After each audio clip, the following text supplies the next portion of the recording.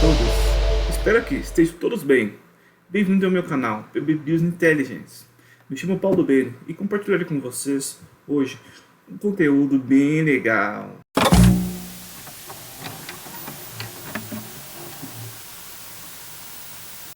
Olá a todos, espero que todos estejam bem. Vamos dar continuidade ao vídeo de fundamentos de banco de dados. Essa é a parte 2, ok? Então vamos começar lá. O que são chaves primárias e estrangeiras em um banco de dados relacional? As chaves primárias e estrangeiras são elementos importantes do banco de dados relacional, pois elas permitem estabelecer relacionamento entre as tabelas do banco de dados. Uma chave primária é um campo ou um conjunto de dados, um conjunto de dados que identifica unicamente, cada registro em uma tabela. E ela também é usada para poder garantir a integridade referencial, dos dados. E tudo isso permite a indexação dos dados para poder gerar consultas bem mais rápidas. Então, uma tabela ela pode ter apenas uma chave primária e deve ser única e não pode ser nula. Por exemplo, uma tabela de clientes, o nome de identificação do cliente pode ser chave primária garantida que cada registro na tabela seja único por ser identificado de forma exclusiva. Uma chave estrangeira é um campo ou um conjunto de campos em uma tabela que faz referência à chave primária. Em outra tabela, ela é usada para poder estabelecer relacionamento entre as tabelas e além de permitir a recuperação de dados de várias tabelas em uma única consulta.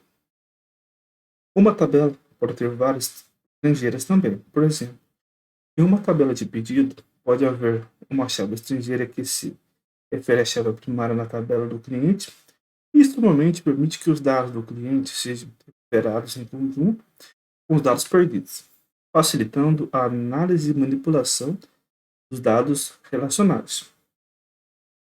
Chaves primárias estrangeiras são essenciais, para a integridade dos dados, e além de garantir uma consistência dos relacionamentos entre as tabelas em um banco de dados relacional.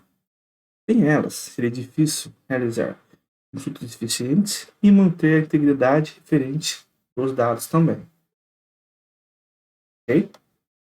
Vamos lá para o próximo slide. Como é realizado a manipulação de dados em um banco de dados relacional? A manipulação dos dados em um banco de dados relacional ela pode ser feita por meio de comandos SQL, que é uma linguagem padrão usada para gerenciar, dados em bancos relacionais. Então, ok? Os principais comandos SQL para manipulação de dados em bancos de dados relacionais quais são? Vamos ver quais são. Os principais comandos para essa manipulação de dados são o select, o insert, o update e o delete. Okay? Vamos lá. O select ele é usado para poder recuperar dados de uma ou mais tabelas do banco de dados.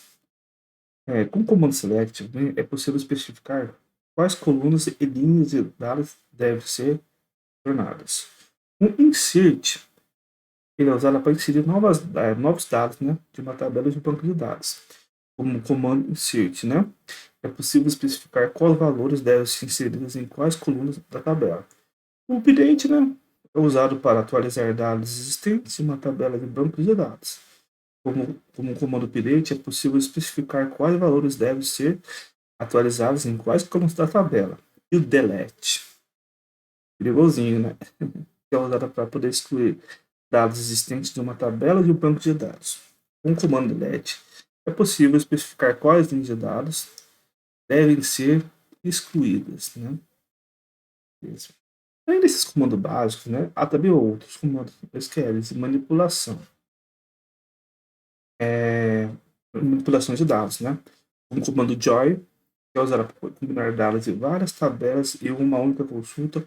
O comando group by, que é usado para agrupar dados base em um ou mais critérios, ao executar comandos SQL para manipular dados em um banco de dados relacional, É importante garantir sempre, né, que as operações sejam feitas de forma segura e eficiente, pois isso pode ser feito por meio de técnicas como a utilização de transação e validação de dados antes de executar as operações de manipulação.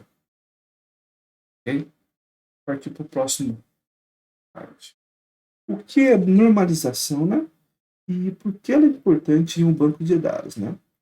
A normalização, normalmente, né, é um processo de organizar dados em um banco de dados relacional para que a gente possa reduzir a redundância e aumentar a consistência da integridade dos dados. E o objetivo da normalização, né, é minimizar a duplicação de dados e eliminar anomalias de atualizações, inserção e exclusão que possam ocorrer em um banco de dados. Existem várias formas normais, né? Tem o 1FN, 2FN, 3FN, BCNF e etc, né? Cada um com suas próprias regras de normalização, ok? E isso é muito bom destacar também, né? Em geral, a normalização, né, ela envolve dividir uma tabela em duas ou mais, normalmente em duas ou mais tabelas, né, menores e também relaciona por meio de chave primária e estrangeira.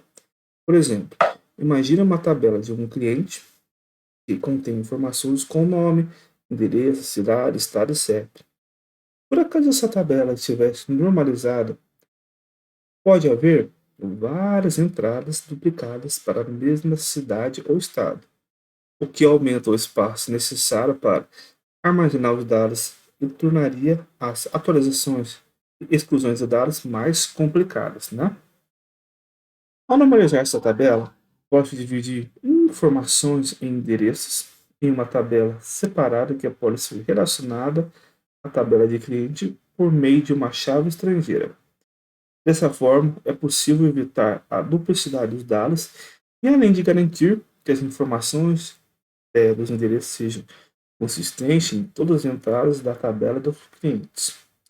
E a normalização é importante em bancos de dados porque ela ajuda normalmente a garantir a integridade dos dados. Além disso, facilitar, né, a manutenção dos dados, reduzir redundâncias, melhorando a eficiência do armazenamento. Com uma estrutura normalizada, é mais fácil realizar consultas de manipulação de dados, além de permitir que os bancos de dados evoluam com o tempo de forma mais fácil e eficiente. Ok? Vamos para o próximo slide, né? Quais são as linguagens de consulta mais usadas em bancos de dados? As linguagens de consulta mais utilizadas em bancos de dados, né, as mais famosas, é o SQL, validações como SQL e o PSQL, né? Entre outros, né? O SQL, né? Tem que seja mais até usado, né? Até o que eu uso até. É uma linguagem de consulta padrão para bancos de dados relacionais e permite que a execução da operação como seleção e inserção e atualização e exclusão de dados. O SQL ele é usado por variedade de sistemas de gerenciamento de bancos de dados, como MySQL, Oracle, Microsoft SQL Server, PostgreSQL, né? O PostgreSQL é um banco free, né? O SQLite também, e muitos outros, né? Também temos o TSQL, né? Que é uma variação do SQL desenvolvida pela Microsoft, ok? Que inclui extensões para suportar recursos específicos da Microsoft, certo? Como procedimento de armazenamentos, funções definidas pelo usuário e gatilho de transações. E também temos o PSQL, que é uma linguagem procedural que normalmente ela é usada em banco de dados mais Oracle, né? Ela permite a criação de procedimentos de armazenamentos e funções de gatilhos e outros objetos no banco de dados. O PSQL ele é baseado em SQL, mas inclui elementos de programação procedural, né? Como loops, condições, declarações e variáveis. Além dessa linguagem de consulta, existem outras linguagens de programação que podem ser usadas para aplicar e manipular bancos de dados, como Java, Python, PHP, entre outras, né? No entanto, o SQL ainda é a linguagem de consulta mais comum, amplamente utilizada para os bancos de dados relacionais. Ok? Vamos para o próximo slide.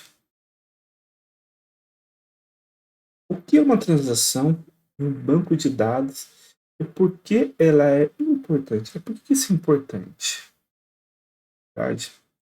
Uma transação em um banco de dados é uma sequência de operações de banco de dados que são tratados como uma única unidade lógica de trabalho. Normalmente, essas operações incluem inserção, atualização, exclusão de dados em uma ou mais tabelas do banco de dados. As ações são importantes para garantir, que as operações dos bancos de dados sejam concluídas com êxito ou revertidas para um estado anterior em cada falha. Uma transação ela garante que todas as operações dentro dela sejam tratadas como um conjunto de atômico. Isso significa, significa que todas as operações são tratadas como uma única operação que deve ser executada integralmente ou não executada em absoluto. Se uma transação não puder ser concluída com sucesso, todas as operações serão normalmente revertidas, para o estado anterior, como se as transações nunca tivessem ocorrido, como se nunca tivesse acontecido. A gente pode dizer. Isso garante que o banco de dados permaneça consistente e íntegro, mesmo em caso de falha ou erro.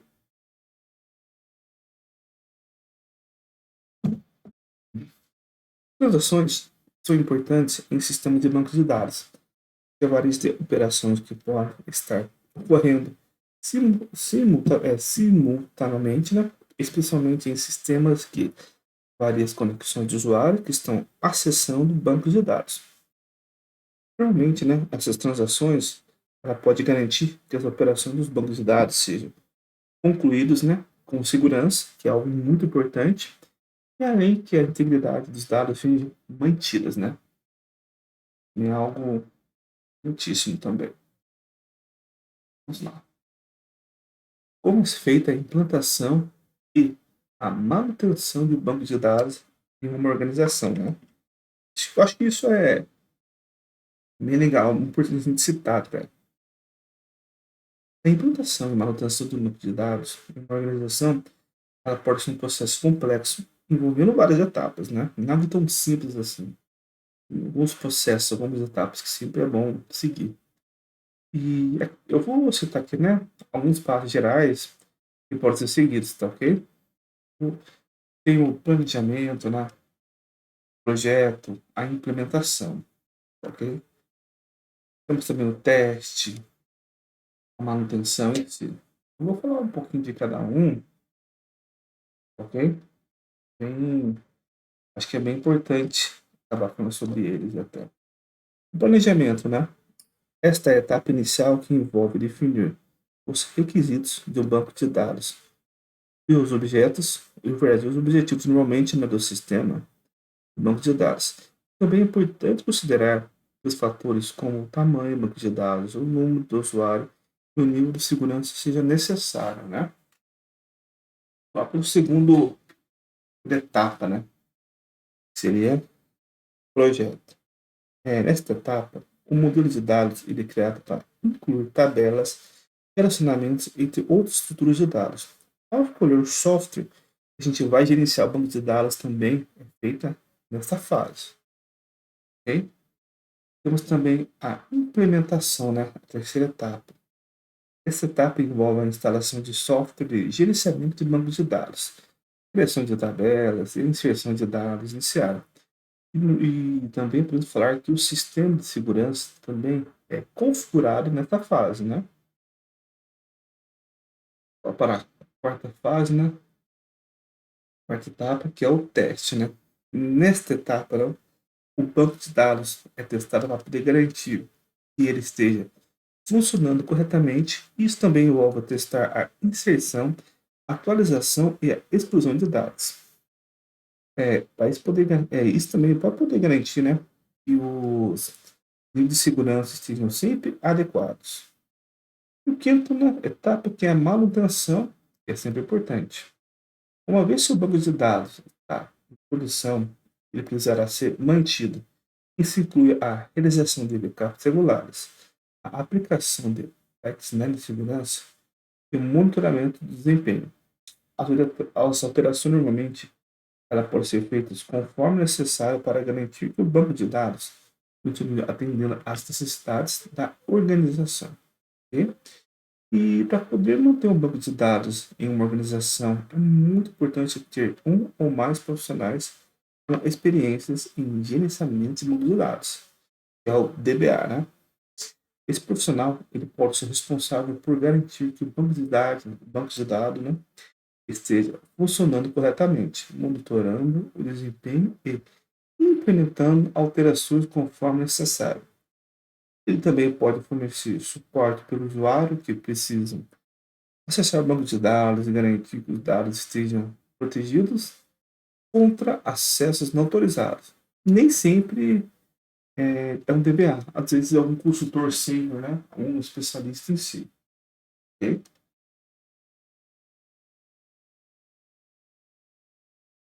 Aqui a gente vai rodando da último slide, que seria, né?